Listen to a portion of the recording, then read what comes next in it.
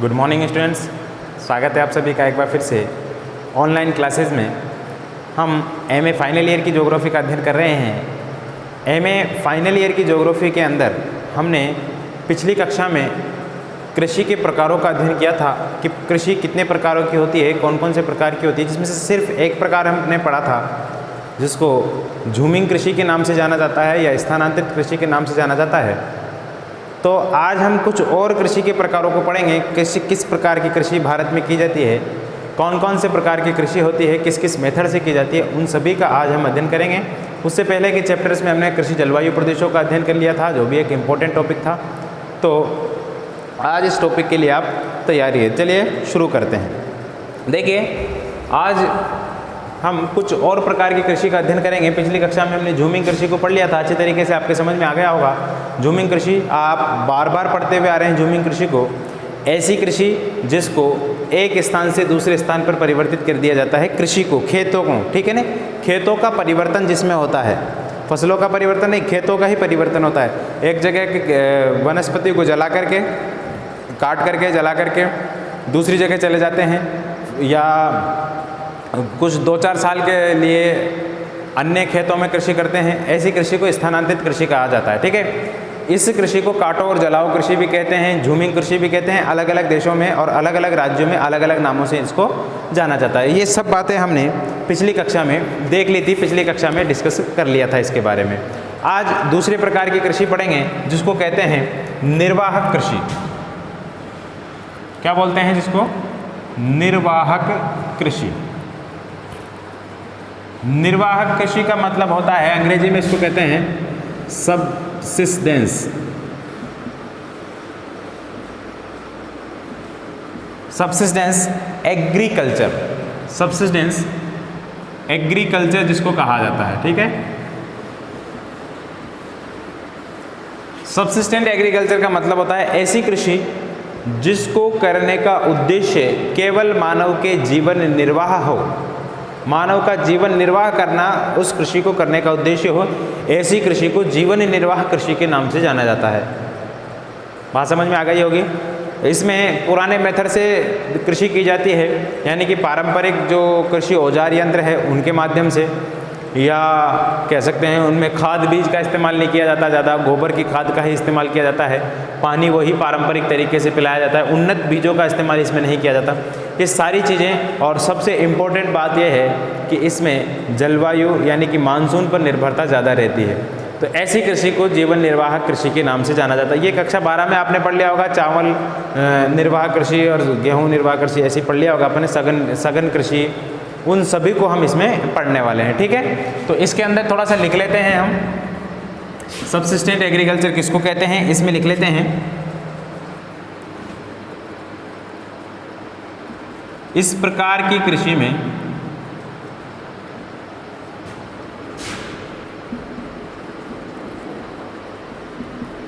कृषक कहते हैं किसान का उद्देश्य सिर्फ अपना जीवन निर्वाह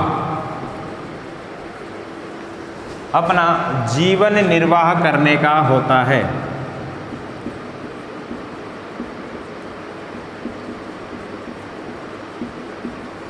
जीवन निर्वाह करने का होता है। ऐसी इस प्रकार की कृषि में, इस प्रकार की कृषि में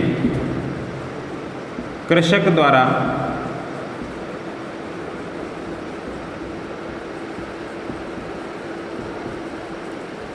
खाद्यान्न फसलों को ही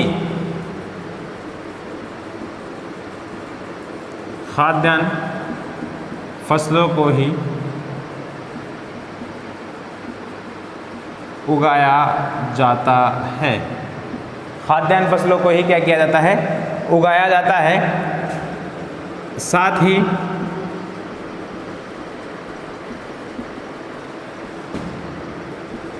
चारे की कृषि पशुओं के लिए, ठीक है। साथ ही पशुओं के लिए चारे का उत्पादन भी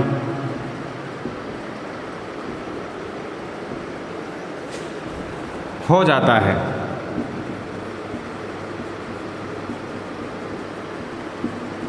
ऐसी कृषि में बहुत आसान है, आप अपने दिमाग के ऊपर से लिख सकते हो। हमारे आसपास जो कृषि होती है अधिकतर जीवन निर्वाह कृषि होती है, क्योंकि हमारे यहाँ बड़े बड़े किसान तो नहीं हैं। हमारे यहाँ तो बस पेट पालने वाले ही कुछ किसान हैं जो सिर्फ अपनी आजीविका चलाते हैं, अपनी रोजी रोटी कमाते हैं पूरे कृषि से। तो सिर्फ वही प्रकार की कृषि हम देख रहे हैं। कुछ बड़े कृषि फार्म भी आपने देखे होंगे जिनमें व्यापारिक तरीके से कृषि की जाती है। उनका उद्देश्य सिर्फ और सिर्फ कमाना होता है, ठीक है। उसमें उर्वरक डालेंगे अच्छी तरीके से, नए नए बीजों का इस्तेमाल करेंगे, सिंचाई का माध्यम तगड़ी तरीके से सिंचाई करेंगे उसकी, वो सब बातें करते हैं। तो आप देख सकते हैं भूगोल क्या है, भूगोल क्या है, हमारे आसपास के वातावरण को ही भूगोल कहते हैं। उसी को हम पढ़ रहे हैं, थोड़ी जटिल भाषा में हम उसको लिखते हैं, बाकी होती वही चीज़ें हैं जो हमारे आसपास है, ठीक। ऐसी कृषि में मानव और पशुबल का अधिक उपयोग किया जाता है। ऐसे लिखिए, का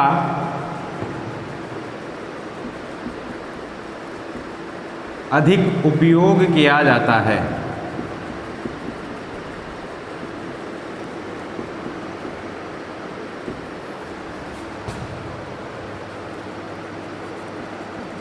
इस प्रकार की कृषि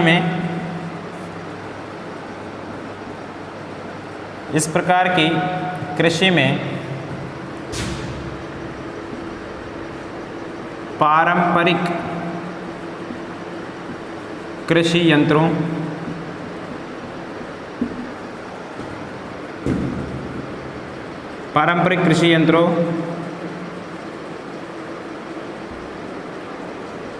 का ही उपयोग किया जाता है।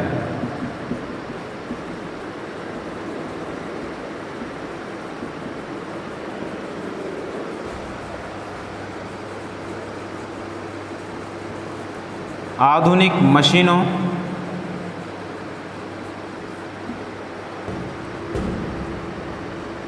उत्तम बीजों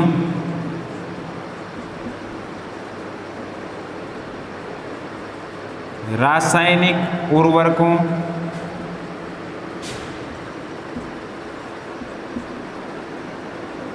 का बहुत कम इस्तेमाल करने के कारण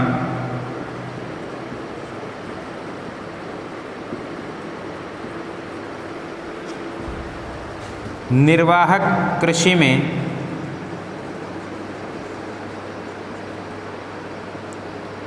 उत्पादन कम होता है। यह कृषि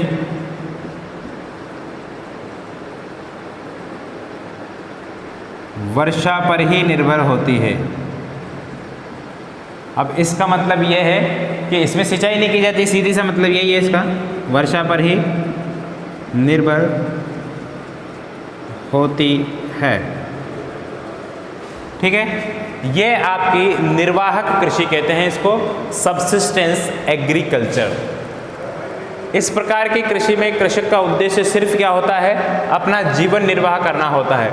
इस प्रकार की कृषि में कृषक द्वारा खाद्यान्न फसलों को ही उगाया जाता है, साथ ही पशुओं के लिए चारे का उत्पादन भी किया जाता है। ऐसी कृषि में मानव और पशु बल का अधिक उपयोग किया जाता है, ठीक है। मानव भी बहुत परिश्रम करता है और पशु बल बोले तो जानवरों का भी इस्तेमाल किया जाता है कृषि करने के अंदर, ठीक है। वर्तमान संदर्भ में थोड़ा सा चेंज हुआ है, लेकिन ये कृषि आज भी भारत के कई क्षेत्रों में की जाती है, इसलिए इसका अध्ययन करना जरूरी हो जाता है।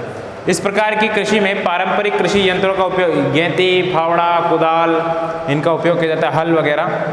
आधुनिक मशीनों, उत्तम बीजों, कीटनाशकों का उपयोग, इसके अलावा सिंचाई की कई सारी पद्धतियां हैं, उनका उपयोग नहीं करने की वजह से इसमें प्रति व्यक्ति उत्पादन, प्रति हेक्टेयर उत्पादन, ये सब क्या होता है, कम होता है, ठीक है। यह कृषि क्या है, वर्षा पर निर्भर होती है, यानी कि ज़्यादा वर्षा और कम वर्षा इस कृषि के लिए बहुत ज़्यादा नुकसानदायक होती है। ठीक है, इसको आप स्क्रीनशॉट ले लीजिए, उतार लीजिए इसको। फिर इसके बाद दूसरे प्रकार की कृषि हम देखेंगे कौन सी होती है दूसरे प्रकार की कृषि, ये खुद नंबर 2 है। इसके बाद हम अगली कृषि देखेंगे कौन सी है, लिख लिया होगा आपने, स्क्रीनशॉट ले लिया होगा इसका। तो चलिए मिटा देते हैं इसको।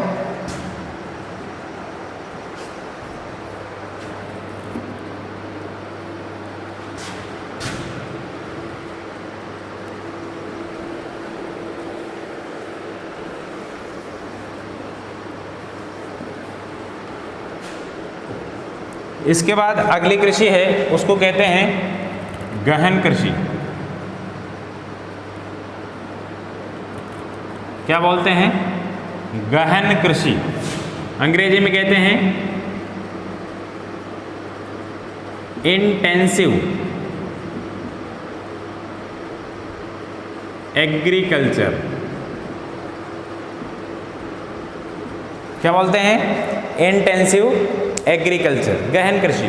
गहन कृषि क्या है? नाम से ही मालूम चल रहा है हमको, गहनता इसमें ज़्यादा होती है, यानी कि फसलों के उत्पादन का ज़्यादा से ज़्यादा इस्तेमाल किया जाता है। जितनी ज़्यादा फसल एक साल में ले सकते हैं उतनी ज़्यादा फसल ली जाती है। ऐसी कृषि अक्सर वहाँ की जाती है जहाँ जनसंख्या अधिक होती है, जनाधिक्य वाला क्षेत्र होता है, जनसंख्या घनत्व ज़्यादा होता है, वहाँ पर एक साल में कई सारी फसलें ले ली जाती है, यानी कि खेत को फालतू लहरें नहीं दिया जाता।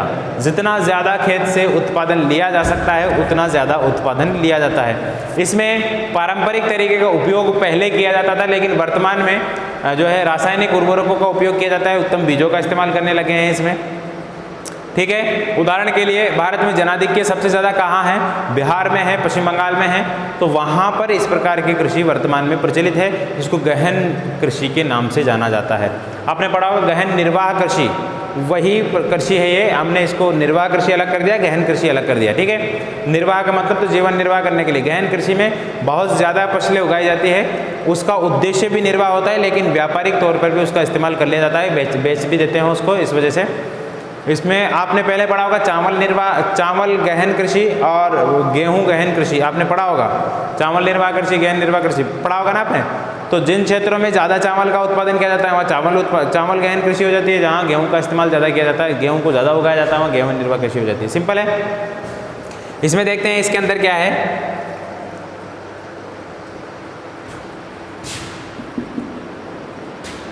इसमें यानी कि इस कृषि में समय की एक निश्चित समय की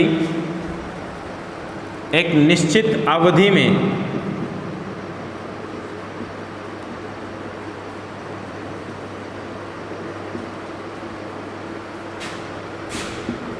अधिकाधिक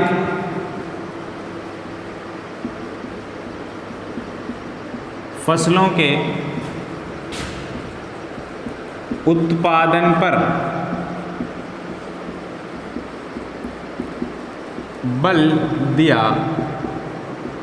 जाता है। इसमें क्या है, समय के एक निश्चित समय में, यानी कि साल भर में, 12 महीने में, 15 महीने में, एक निश्चित समय में क्या किया जाता है, जितनी ज़्यादा फसल ली जा सकती है उतनी ज़्यादा फसल लेने की कोशिश की जाती है। ठीक है, इस प्रकार की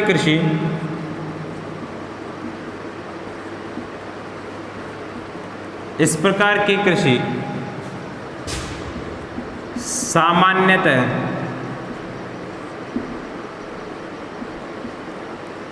अधिक जनसंख्या घनत्व वाले क्षेत्रों में, इस प्रकार की कृषि सामान्यतः अधिक जनसंख्या घनत्व वाले क्षेत्रों में की जाती है। ऐसी कृषि कहाँ की जाती है? अधिक जनसंख्या घनत्व वाले क्षेत्रों में की जाती है, जहाँ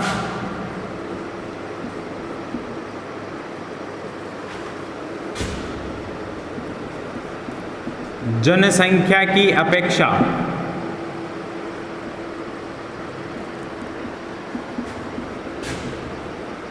कृषि भूमि बहुत कम होती है।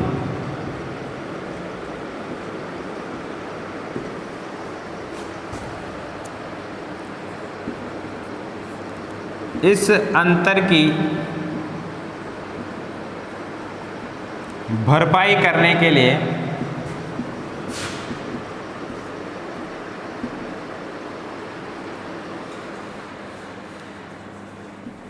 खेतों में गहन कृषि की जाती है।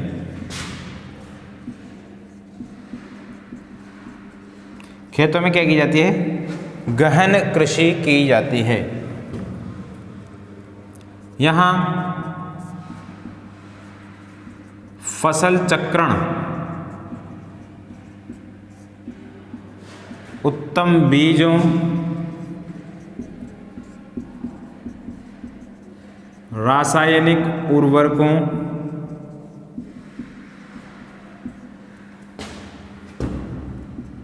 सिंचाई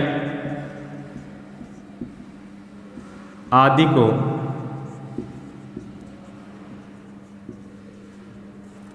कृषि में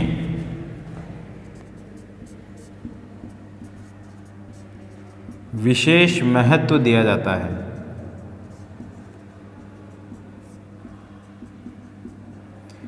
यानी कि जहाँ पर एक से ज़्यादा फसल ली जाती है एक साल में खेतों में, वहाँ पर क्या होता है भाई? वहाँ पर फसल चक्रण का इस्तेमाल किया जाता है। यानी कि खेत के 4 भाग कर देते हैं, एक खेत के 4 भाग कर देते हैं, चारों भागों में अलग अलग चीज़ों को उत्पादन, एक में खाद्यान्न फसल, एक में दलहन उगा देते हैं और एक में चारा उगा देते हैं और एक को खाली छोड़ देते हैं, जिसको प्रतिभूमि बोलते हैं। ठीक है ना? यानी कि समझ गए बात को? एक में चारा, एक में दलहन। दलहन क्या है? जहाँ दलहन का उत्पादन किया जाता है वहाँ मिट्टी की उपजाऊपन बना रहता है, उपजाऊ बनाने मिट्टी को सहायक होती है दलहन की फसलें। खाद्यान्न फसलें एक में उगाई जाती है, एक में दलहन, एक में जो है प्रतिभूमि छोड़ दी जाती है और एक में चारा उगाया जाता है। फिर अगली बार जब उगाना क्या होता है तो उसमें रोटेशन कर दिया जाता है, रोटेट कर दिया जाता है। जहाँ पहले परती छोड़ी थी वहाँ खाद्यान्न उत्पादन कर दे, जहाँ दाल का उत्पादन किया था वहाँ चारे का, जहाँ गेहूं का उत्पादन किया था उसको खाली छोड़ देंगे। इस तरीके से वो चक्रण चलता रहता है, उसको फसल चक्रण के नाम से जाना जाता है। उत्तम बीजों का इस्तेमाल किया जाता है, रासायनिक उर्वरकों का इस्तेमाल किया जाता है, सिंचाई के इस्तेमाल भी इसमें किया जाता है क्योंकि साल भर तो वर्षा होती नहीं है, इसलिए सिंचाई की आवश्यकता इसमें होती है। इनको कृषि में क्या है? विशेष महत्व दिया जाता है। ठीक है, बात आपके समझ में आ गई होगी। ये गहन कृषि है, इसको भी आप लिख सकते हैं, स्क्रीनशॉट ले सकते हैं। इसके बाद अगला देखेंगे हम, अगली कृषि कैसी है, अगली कृषि का कौन सा प्रकार है। चलिए अगली कृषि देखते हैं हम, अगली कृषि कौन सी है।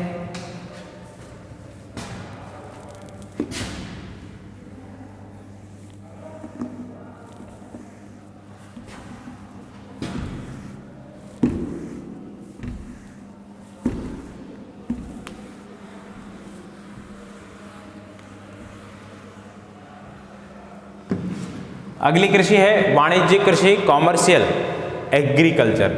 वाणिज्यिक कृषि का क्या काम है? वाणिज्यिक कृषि में केवल और केवल उद्देश्य क्या होता है भाई?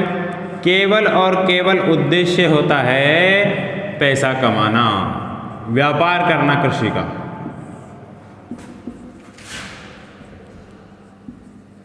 Commercial agriculture.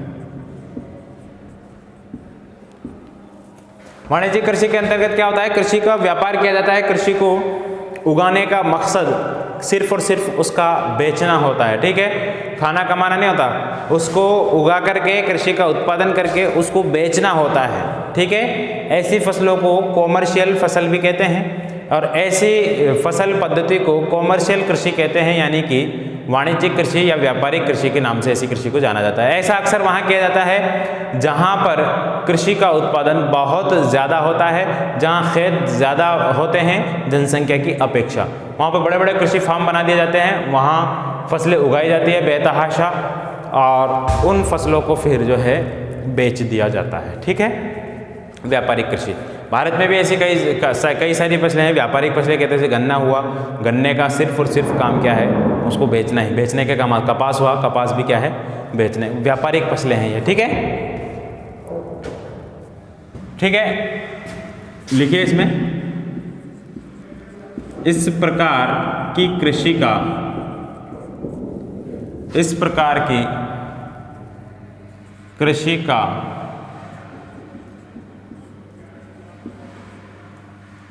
उद्देश्य सिर्फ और सिर्फ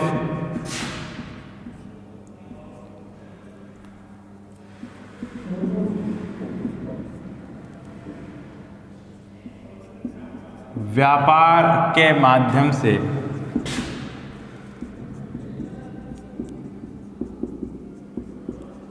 लाभ कमाना होता है, लाभ कमाना होता है। ऐसी फसलों, ऐसी कृषि में नकदी फसल, जानते हो ना आप नकदी फसल? नकदी फसल का मतलब होता है ऐसी फसल जिनसे नगद पैसा प्राप्त होता हो, ठीक है। नकदी फसल किसको कहते हैं? ऐसी फसलें जिनसे नगद पैसा प्राप्त होता है। बाजार में जाओ, बेचो और नगद पैसा लो, उधार का काम ही नहीं, ठीक है ना। यानी कि ऐसी फसलें जो बाजार में जाते ही उनको बेचने का ही काम होता है, सीधा सीधा, ठीक है। उसको भंडार स्टोर करके हम नहीं रख सकते। भंडार स्टोर करके रखेंगे तो ऐसी चीज़ें खराब भी हो सकती है। तो ऐसी कृषि में नकदी फसलों का सर्वाधिक उत्पादन किया जाता है।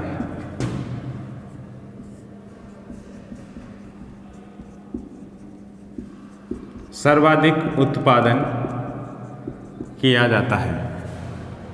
इस प्रकार की कृषि में, इस प्रकार की कृषि में अधिक उपज देने वाले बीजों, अधिक उपज देने वाले बीजों, रासायनिक उर्वरकों,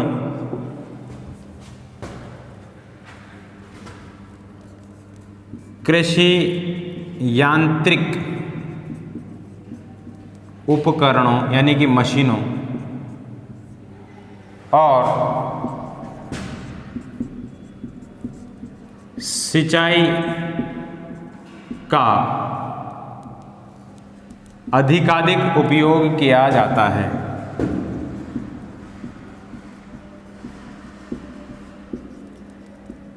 अधिकाधिक उपयोग किया जाता है।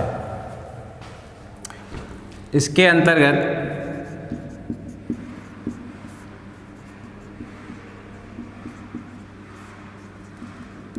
बड़े बड़े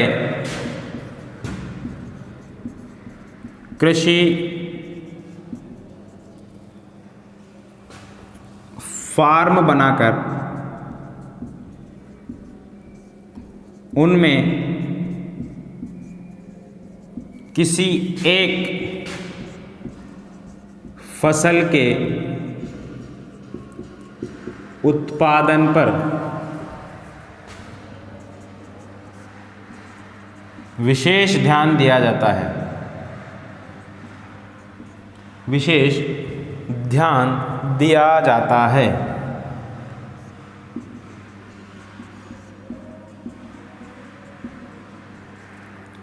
ठीक है, ऐसी कृषि को क्या कहते हैं? वाणिज्यिक कृषि कहते हैं। और इसमें लिख सकते हैं यह एक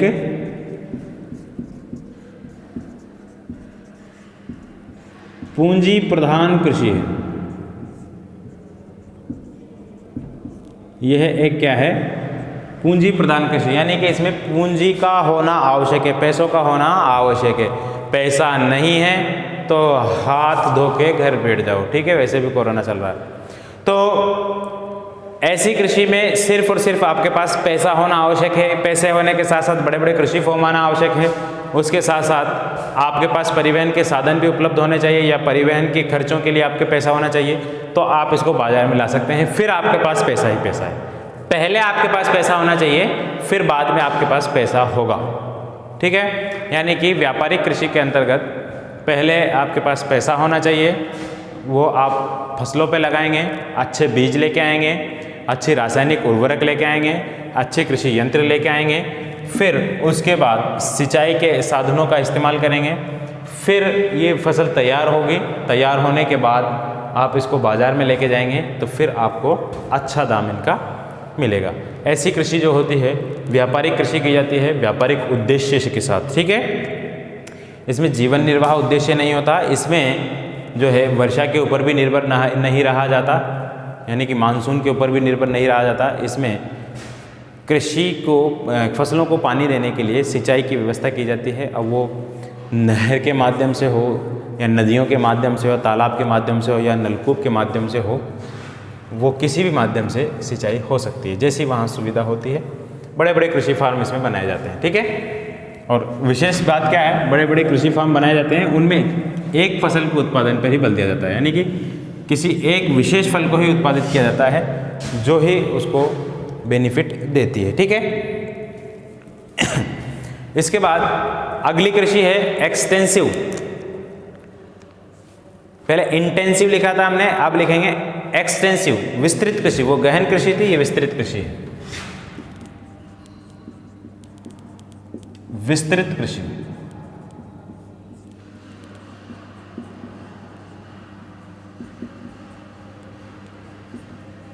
एक्सटेंसिव एग्रीकल्चर।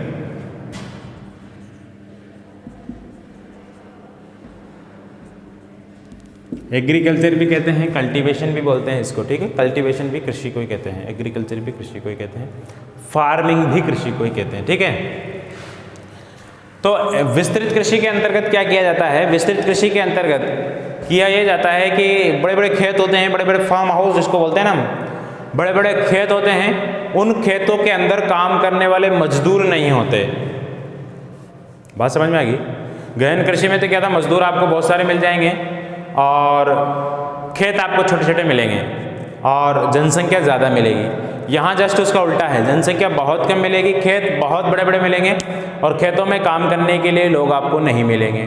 तो होता यह है कि बड़े बड़े खेतों में फसलों का उत्पादन किया जाता है और उनमें कृषकों का इस्तेमाल नहीं किया जाता, यानी किसानों का इस्तेमाल नहीं, किसान नहीं उगाता उस कृषि को, उसको एक मालिक होता है, मालिक फसलों का जो उत्पादन करता है वो कृषि यंत्रों के माध्यम से करता है।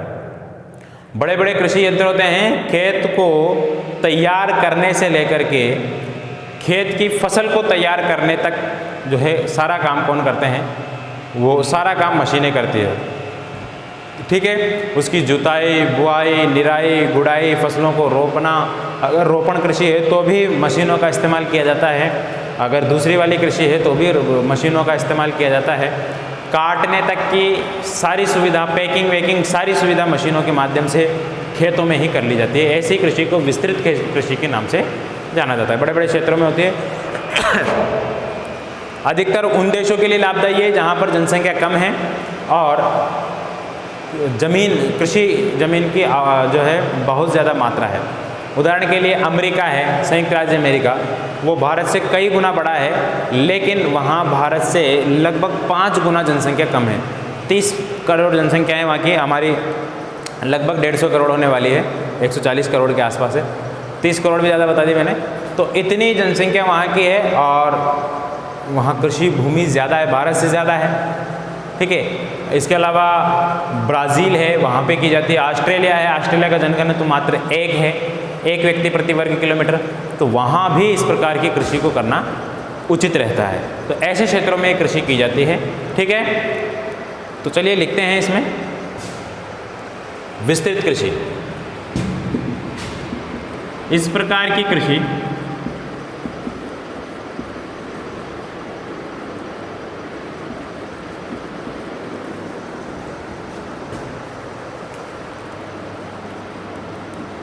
बड़े बड़े कृषि जोतों, जोत का मतलब खेत होता है, की जाती है जहाँ जनसंख्या कम और कृषि भूमि अधिक होती है।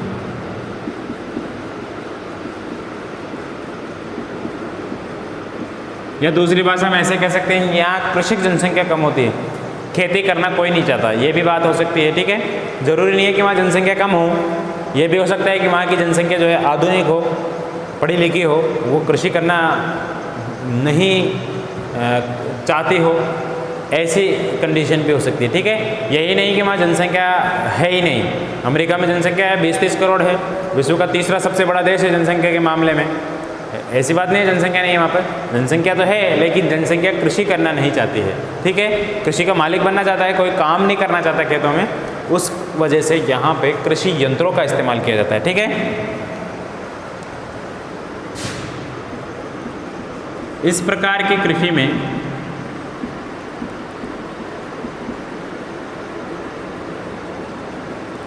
श्रमिकों का उपयोग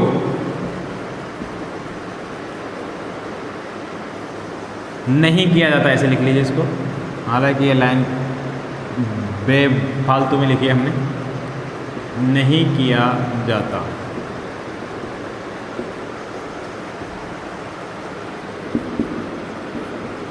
विस्तृत कृषि में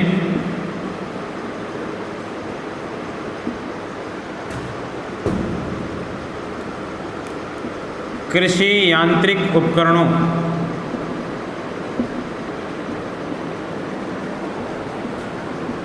यानी कि मशीनों का इस्तेमाल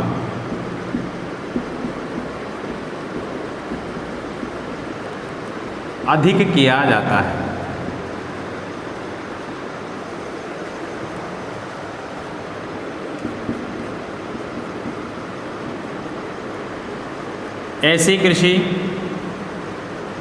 ऐसी कृषि में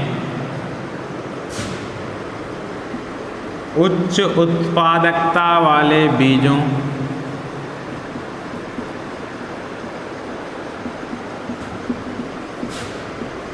रासायनिक उर्वरकों आदि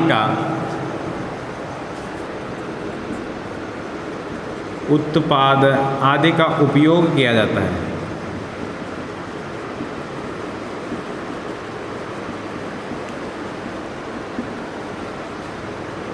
यहाँ प्रति व्यक्ति उत्पादन, अब बताओ यहाँ प्रति व्यक्ति उत्पादन कम होगा कि अधिक होगा? यहाँ जो है प्रति व्यक्ति उत्पादन क्या होगा? अधिक होगा, अधिक होगा। जबकि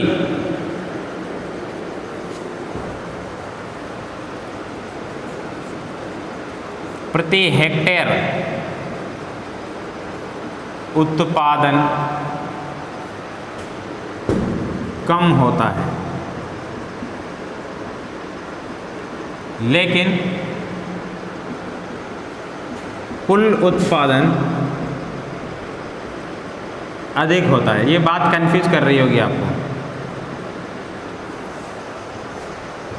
ठीक है, देखिए प्रति व्यक्ति उत्पादन अधिक होगा, क्यों होगा? क्योंकि जनसंख्या कम है, माल ज़्यादा पैदा हो रहा है। भारत में देखिए, भारत में मान लीजिए बिहार है, बिहार में 10 करोड़ जनसंख्या है। बिहार की 10 करोड़ जनसंख्या के ऊपर मान लीजिए 50 मिलियन क्या हो रहा है? 50 मिलियन चावल का उत्पादन हो रहा है। 50 मिलियन, तो 1 मिलियन में 10 लाख होते हैं, 50 मिलियन में कितने लाख हो गए? 5 करोड़ हो गया। ठीक है, तो 10 करोड़ के लिए 5 करोड़ चावल उत्पादन हो रहा है, 5 करोड़ किलो।